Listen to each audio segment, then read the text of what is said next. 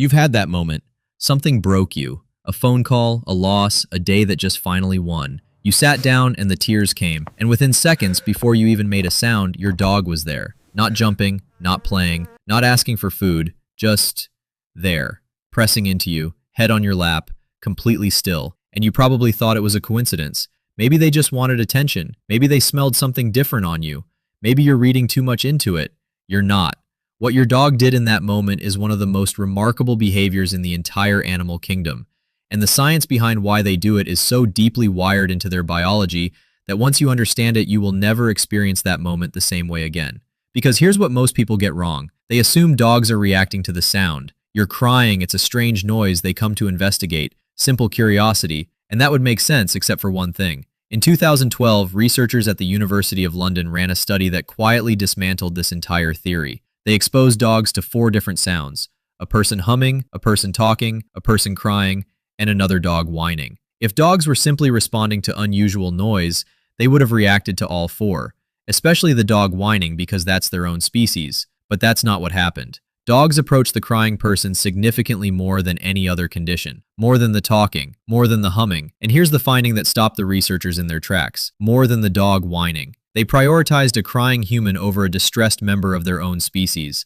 And they didn't approach the way they approach food or a toy. There was no excitement, no tail wagging, no playful energy. They approached with what the researchers described as submissive, body contact-seeking behavior. Head low, movements slow, body pressed gently against the person. That's not curiosity. That's not investigation.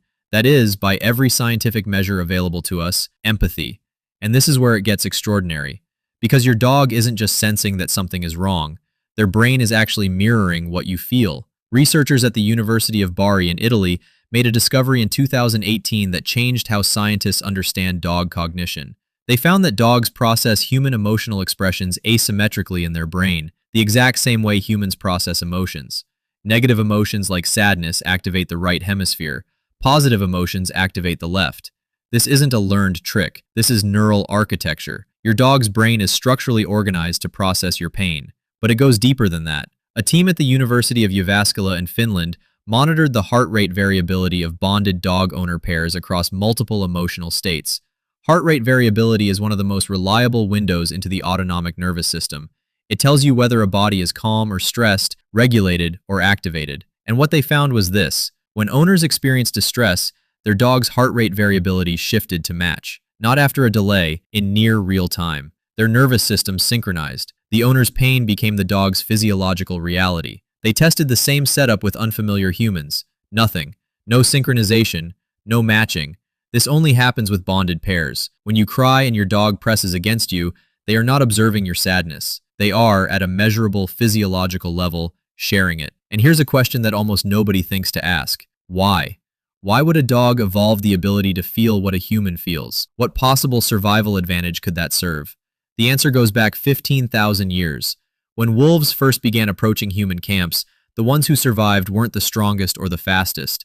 They were the ones who could read humans best. The wolf who could sense when a human was calm and it was safe to approach, that wolf ate. The wolf who could sense when a human was angry and it was time to retreat, that wolf survived. Over thousands of generations, this ability to read human emotional states wasn't just an advantage, it became the defining trait of domestication itself. But something else happened along the way, something scientists didn't expect. Dogs didn't just learn to read human emotion, they began to feel it. The neural machinery that started as a survival tool evolved into something that looks remarkably like genuine emotional contagion. Your dog doesn't just detect your sadness the way a thermostat detects temperature. They internalize it. Their body chemistry shifts. Their nervous system adjusts. Their behavior changes, not to benefit themselves, but to be near you during your lowest moment. No other domesticated animal does this. Not cats, not horses, not any of the species humans have lived alongside for millennia. Only dogs. 15,000 years of coevolution produced an animal that is neurologically incapable of watching you suffer from a distance. Now, I want to tell you about an experiment that nobody expected to produce the result it did.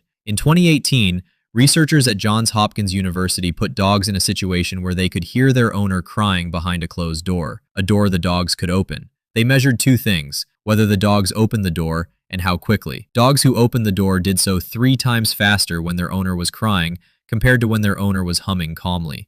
3 times. But here's the part that broke the researchers' expectations wide open. Some dogs didn't open the door at all, and at first the team assumed those dogs simply cared less. But when they measured the cortisol levels and stress signals of the dogs who didn't open the door, they found the opposite. Those dogs were the most stressed of all.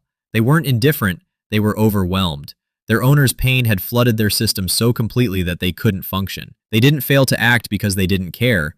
They failed to act because they cared too much. The researchers compared it to the psychological concept of empathic distress in humans, when someone else's pain is so intense that it paralyzes your ability to help. Your dog doesn't just notice when you're breaking. Sometimes, they break with you. There's one last thing I need to tell you, and it might change a small moment in your life tonight. Researchers have found that when a dog engages in comforting contact during an owner's distress, both the dog and the human experience a simultaneous release of oxytocin, the same neurochemical that floods a mother's brain when she holds her newborn, the same molecule that bonds humans to each other in their most vulnerable moments. And it's not one-directional. When your dog presses against you while you cry, their oxytocin rises too. They are being physiologically comforted by the act of comforting you. You heal each other, simultaneously, through nothing more than presence and contact.